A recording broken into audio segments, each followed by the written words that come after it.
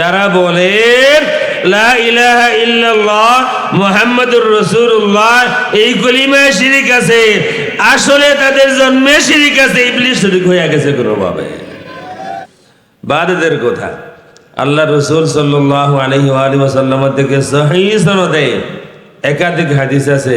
আল্লাহ রসুল বিদুন ওয়াও আল্লাহ রসুল বলেছেন লা ইলাহা ইল্লাল্লাহু মুহাম্মাদুর রাসূলুল্লাহ। একাধিক হাদিসে ইমাম বাইহাকি আর আসমা ও সিফাত কিতাবের মধ্যে দুইটা হাদিস এনেছেন, সনদ সহিহ। আমাদের সালাফি যারা, সালাফি বলাটাও ঠিক না, এই যে সে বড়দের রাত্রে যারা তাদের জন্মস্থানে যায় তারাও স্বীকার করে নিয়েছে যে না, এই হাদিসের সনদ সহিহ। নুআইম আল গিফারি, আবু দার গিফারি দুজন এখন মুসলমান হন নাই। ইবনু হাজার আসকালানী রহমতুল্লাহি তাআলা আলাইহি আল ইসাবা ফি তাময়িজ সাহাবার মধ্যে উল্লেখ করেন আবু যার গিফারি, নুআইম গিফারি দুজন মুসলমান হন নাই। আসেন রাসূলের কাছে, এসে বলেন যে আমরা এসেছি আপনার থেকে শুনতে, আপনি কি বলেন, আপনার দাবিটা শুনতে চাই, আপনি কি বলতে চান। আতাইনাকা লিনাসমা মা তাকুল, দুজন এসে বলেন আতাইনাকা লিনাসমা মা তাকুল, শুনতে এসেছি আপনি কি বলেন। আল্লাহ রাসূল সাল্লাল্লাহু আলাইহি ওয়াসাল্লাম বলেন আকুলু লা ইলাহা ইল্লাল্লাহু মুহাম্মাদুর রাসূলুল্লাহ, আমি বলি লা ইলাহা ইল্লাল্লাহ মুহাম্মাদুর রাসূলুল্লাহ। আমাদের বাবা দেখে আসলেন আরশের পিলারে লেখা লা ইলাহা ইল্লাল্লাহু মুহাম্মাদুর রাসূলুল্লাহ। বাংলাদেশে কিছু কিছু আছে, এরা বলে না না এই কলিমা চলবে না, এই কলিমা নাকি শিরিক আছে। এই কলিমা যদি শিরিক থাকে তাইলে মুশরিকটা আসলে কে?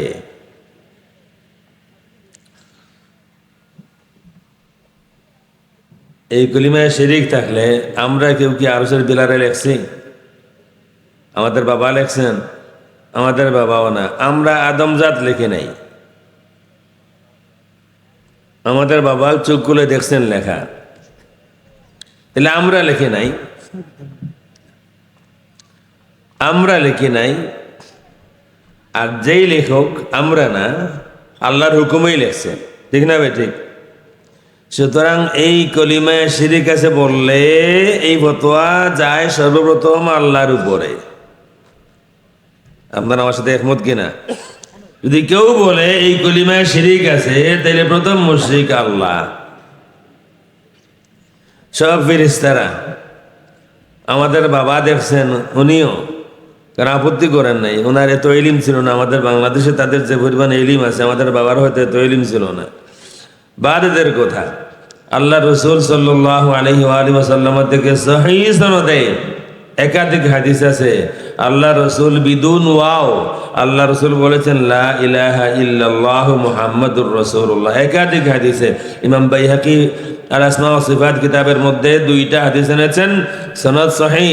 আমাদের সালাফি যারা, সালাফি বলাটাও ঠিক না, এই যে সে বড়দের রাত্রে যারা তাদের জন্মস্থানে যায় তারাও স্বীকার করে নিয়েছে যে না, এই হাদিসের সনদ সহিহ। নুআইম আল গিফারি, আবু দার গিফারি দুজন এখন মুসলমান হন নাই। ইবনু হাজার আসকালানী রহমতুল্লাহি তাআলা আলাইহি আল ইসাবা ফি তাময়িজ সাহাবার মধ্যে উল্লেখ করেন আবু যার গিফারি, নুআইম গিফারি দুজন মুসলমান হন নাই।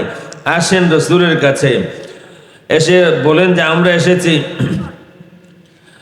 এসেছি আপনার থেকে শুনতে, আপনি কি বলেন, আপনার দাবিটা শুনতে চাই, আপনি কি বলতে চান। আতাইনাকা লিনাসমা মা তাকুল, দুজন এসে বলেন আতাইনাকা লিনাসমা মা তাকুল, শুনতে এসেছি আপনি কি বলেন।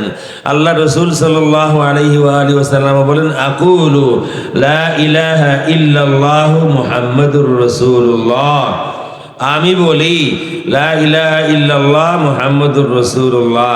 সুতরাং এই কথা বলতে আমার মুখে বিলকুল বাধে না। যারা বলে লা ইলাহা ইল্লাল্লাহ মুহাম্মাদুর রাসূলুল্লাহ এই কলিমায় শিরিক আছে, আসলে তাদের জন্মে শিরিক আছে, ইবলিস শিরিক হয়ে গেছে কোনোভাবে। ইবলিস জন্মে শিরিক হয়।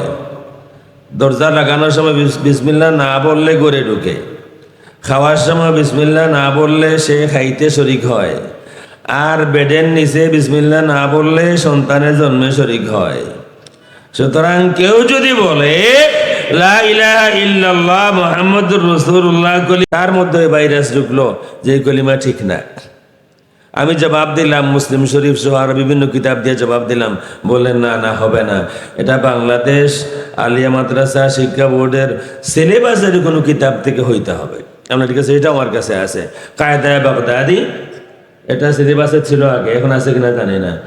আর কাউকে সম্ভবত হ্যাঁ সম্ভবত না, ফর শিওর সুবানিকার মাদ্রাসার ওই সময়ের ভাইস প্রিন্সিপাল, বর্তমান মনে ভারপ্রাপ্ত মৌলানা আবু সালেহ, ওনাকে কল দিলাম যে আমাকে মুক্তব প্রথম শ্রেণীর বইগুলা দেন। উনি দিলেন। তো মুক্তব প্রথম শ্রেণীর ওই বই তো লেখা আছে কলিমা তো ইবা লা ইলাহা, কি করবো আমি বলেন? হে মিয়া মানে না, মুসলিম শরীফ দিয়েই মানে না, তফসির দিয়ে মানে, 40টা কিতাব দিলাম মানে না, বলে না হইতে হবে মাদ্রাসা শিক্ষা বোর্ডের কোনো কিতাব। বললাম হ্যাঁ এটা আমার কাছে, এই নেন কায়দায়ে বাগদাদি। কায়দায়ে বাগদাদির মধ্যে আছে লা ইলাহা ইল্লাল্লাহু মুহাম্মাদুর রাসূলুল্লাহ। আর প্রথম শ্রেণীর, বর্তমান সময়ে প্রথম শ্রেণীতে যেই কিতাব পড়ানো হয় সেই কিতাবেও আছে লা ইলাহা ইল্লাল্লাহু মুহাম্মাদুর রাসূলুল্লাহ। মানুষ যখন এই ভাইরাস ঢুকলে মাথা কাজ করে না ঠিক মতো, মাঝে মধ্যে মনে হয় মনে হয় কিছু খাইছে, মাঝে মধ্যে তাদের বয়ান শুনলে মাঝে মধ্যেই মনে হবে কিছু নিশ্চয় খাইছে, নতুবা এটা বলতে পারে না। শেখ আমানুল্লাহ বিন ইসমাইল গেলেন দিনাজপুরে আহলে হাদিসদের সম্মেলনে, যা বললেন দিনাজপুর কোরআন শরীফে আছে, দলিল দিলেন কোরআন শরীফে আয়াত দিয়া, আল ইয়াউমা আকমালতু লাকুম দীনাকুম, দিন আজ পুর হলো, এই তো দিনাজপুর কোরআন শরীফে আছে। এই কারণেই বলি এদের বয়ান শুনলেই মাঝে মধ্যে আমার মনে হয় নিশ্চয়ই কিছু খাইছে, দেইবার কিছু খাইছে, নতুবা এই কথা কোনো আলিম বলতে পারে না, কোনো আলিম বলতে পারে না। কোরআন শরীফে দিনাজপুর আছে, আল্লাহ বললেন আল ইয়াউমা আকমালতু লাকুম দীনাকুম, আমি তোমাদের দিন পরিপূর্ণ করলাম আজকে আরফার দিনে। এই মেয়ে কয় আল্লাহ বলছেন কোরআন শরীফে দিনাজপুর আছে। ডাক্তার সাহেবের গলায় টাই, আমরা প্রতিবাদ করি। একজন দাঁড়িয়ে গেলেন বাংলাদেশ থেকে, করোনা হুজুর, তিনি বললেন শুনেন শুনেন, আর টাইয়ের বিরুদ্ধে কথা বলা চলবে না, টাই কোরআন শরীফে আছে, ইয়াউমা নাতুইস সামা কাতাইস সিজিল্লি লিল কুতুব, এই তো টাই আছে। আমার ছোট ছেলে মহসিন, সে রেকর্ডিং করে প্রায় সময়, ওই সময় সে ছোট বেশ আগের কথা। তো যখন আমি এটা রেকর্ডিং করছি, আমাকে এসে বলতেছে আসলে আব্বা আমিও একটা পাইছি ঠাই কোরআন শরীফ। কোথায় পাইছে বাবা? কয় যে আমি তো আজকেই পড়লাম ওয়ালাহমি তাইরিম মিম্মা ইয়াশতাহুন। আরো কত কিছু আছে, কুমিল্লা কোরআন শরীফে আছে। আরে এত আলিম বাংলাদেশে, সিলেটে, কিন্তু কোন আলিম, দেওবন্দি মসলক বলেন, আমাদের মসলক বলেন, জামাত ইসলাম বলেন, যত ইসলাম আছে, কোন ইসলামের কোন আলিম সিলেট বাইর করতে পারলেন না এখনো। তারা কুমিল্লা পায়, তারা দিনাজপুর পায়, তারা টাই পায়, এরপরে আরো পায়, বলে কোরআন শরীফে কিন্তু সমস্যাও আছে। দরবেশ, ওই দিন বলতেছি দরবেশ, আমরা চিনি, আমরা কোথায় আছে, বলতে শাহজালাল সাহেব, আমরা এটা দরবেশ না, এই দরবেশ না, আরো দরবেশ আছে। বাংলাদেশে একটা কথা আছে না, এই দিন দিন নয় আরো দিন আছে, এই দরবেশ দরবেশ নয় আরো দরবেশ আছে বাংলাদেশে। আগামীতেও এই বাংলাদেশের কপালে কি আছে জানি না, হয়তো আরো দরবেশদের আত্মপ্রকাশ হবে। দরবেশ আহলে হাদিসের বড় সম্মেলনে হাজার হাজার আলিমদের সামনে সে বলেছে কোরআন শরীফের কিছু সমস্যা আছে। কেউ প্রতিবাদ করেনি, কেউ হুঙ্কার দেয়নি। আর আমি এই কারণে বলি, হয়তো কোরআনের প্রতি তোমাদের কোনো মায়াই নাই, কারণ তোমরা তো আহলে হাদিস। কোরআনের সমস্যা আছে এই কথা বলার পরে এই পর্যন্ত তারা কেউ প্রতিবাদ করেনি। আমি বাংলাদেশের এন্টায়ার আহলুস সুন্নাত ওয়াল জামাতের পক্ষ থেকে আমি বলবো, সারা বাংলাদেশের মানুষ যদি হুঙ্কার না দেয়, সুন্নি কোনে মুসলমান আল্লামা ফজলুর রাহমাহুল্লাহর একজন রুহানি সন্তান জিন্দা থাকতে হুঙ্কার ছাড়াই বাংলাদেশে তোমাদেরকে আর কিছুই দেওয়া হবে না। আল্লাহু আকবার। ইয়া রাসূলুল্লাহ।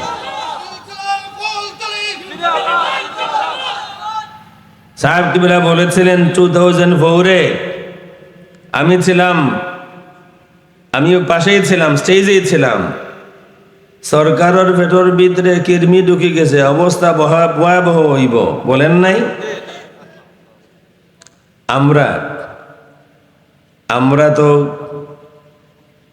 সেদিকে যেতে চাই না, কোরআন শরীফের সমস্যা আছে এই কথা বলার পরে আমাদের কথা বলতে হলো কেন? বাংলাদেশে তো রাজনৈতিক দল আছে যারা সংসদে আগেও গিয়েছেন, এখনো যাবেন, আগামীতেও যাবেন। তারা কোথায়? আমাদের কথা বলতে হবে কেন? কোরআন তোমাদের না? যদি বাংলাদেশ সরকার এই দরবেশকে জেলে দিত এই অপরাধে যে সে বলেছে কোরআন সমস্যা আছে, ওয়াল্লাহিল আযীম পৃথিবীর দেশে দেশে আমি ঘুরতাম আর বলতাম বাংলাদেশে একটি সরকার আছে যে কোরআনের বিরুদ্ধে একটি কথা বলার কারণে দরবেশের মতো মানুষকে জেলে দিয়েছে। কিন্তু এই কারণে না, অন্য কারণে। বাংলাদেশে কেউ বক্তব্য দেয় কিয়ামতের দিন রসুল পাপের চিন্তায় পেরেশান থাকবেন, ফেল করে তাকিয়ে থাকবেন, গুনাহ বেশি হয় না নাকি বেশি হয়। আমরা যারা জীবনে কোনোদিন সংসদে যাওয়ার স্বপ্ন দেখি না, আমাদের কথা বলতে হয় কেন? আপনারা কোথায়? আপনারা শুধু ভোট দিবেন আমাদের, কিন্তু আমাদের কথা বলবেন না। কোরআনের উপরে আঘাত আসবে, রসুলের উপরে আঘাত আসবে, আপনারা কথা বলবেন না, আমরাও আপনাদেরকে আর ভোট দিব না।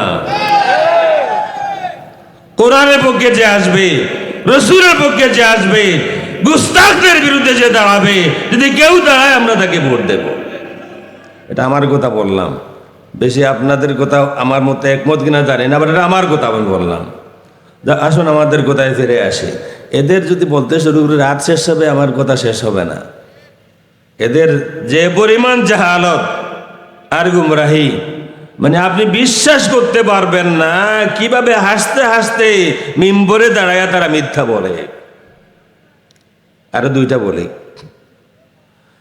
বলতেছে ইয়াজিদের তারিফ কোথায়? সাহেব কিবলা ফজল রহমতুল্লাহ আলাইহি বলতেন এমন সময় আসবে ইয়াজিদকে মুজাদ্দিদ বলা হবে।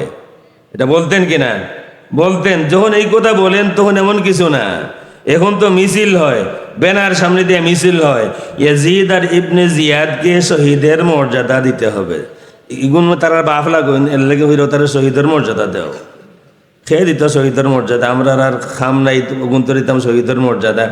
ইয়াজিদ রে বলে শহীদের মর্যাদা দেওয়া লাগবো। বাংলাদেশ না পাকিস্তান? বাংলাদেশের মিয়া উনি বয়ান করতেছেন, ইয়াজিদ তারিফ করতেছে, একটা যুদ্ধের নাম নিল, যে যুদ্ধে যারা শরীক হবেন আল্লাহর হাবিব সাল্লাল্লাহু আলাইহি ওয়া আলিহি ওয়াসাল্লামা তাদের জন্য দোয়া করেছেন, জান্নাত ওয়াজিব বলেছেন। সে বলল ওই যুদ্ধের সেনাপতি ছিল ইয়াজিদ। আমি তালাশ করে দেখি এই যুদ্ধ হয়েছে ইয়াজিদের জন্মের 2 বছর আগে। যে কেমনে হইল? জন্মের 2 বছর আগে তো ইয়াজিদ তার মায়ের গর্ভেই আসে নাই, হয়তো তার মার বিয়াও হয় নাই, আল্লাহু আলাম, অন্তত মায়ের গর্ভে আসে নাই। কিন্তু আমাদের বাংলাদেশেই সম্ভব, জন্মের 2 বছর আগে শুধু বাংলাদেশেই সম্ভব বানায় দে সেনাপতি। আরেকজন বলল জুমার খুতবাতে মকবুল সময় শুক্রবার দিন, বলতেছে ইয়াজিদ এত ভালো মানুষ, আপনারা খারাপ বলেন তারে। ইয়াজিদ তদন্ত করে দোষী সাব্যস্ত করে ইবনে জিয়াদকে ফাঁসি দিল। আমি কিতাব করলাম, ইয়াজিদ মারা গেল 64 হিজরিতে, আর ইবনে জিয়াদকে মানুষ যুদ্ধের ময়দানে মারলো 66 হিজরিতে। ইয়াজিদের মৃত্যুর 3 বছর পরে। কেমনে পারে? তারা পারে। ইয়াজিদের বৈধ সন্তান যারা, ওরা পারে নাই। ইয়াজিদের বৈধ সন্তান মুআবিয়া, তিনি পারেন নাই। তিনি দাঁড়িয়ে বলেছেন আমার বাবা দোষী, লম্বা বয়ান একটা খুতবাই দিয়েছেন। আর না, ইয়াজিদের বৈধ সন্তান যারা, তারা ইয়াজিদের তারিফ করতে পারেন নাই। 1500 বছর পরে বাংলাদেশে এসে এমন বয়ান দেয় ইয়াজিদ জন্মের আগে সেনাপতি আর মৃত্যুর 3 বছর পরে বিচারপতি। আর এটা হলো আহলে হাদিস ধর্ম।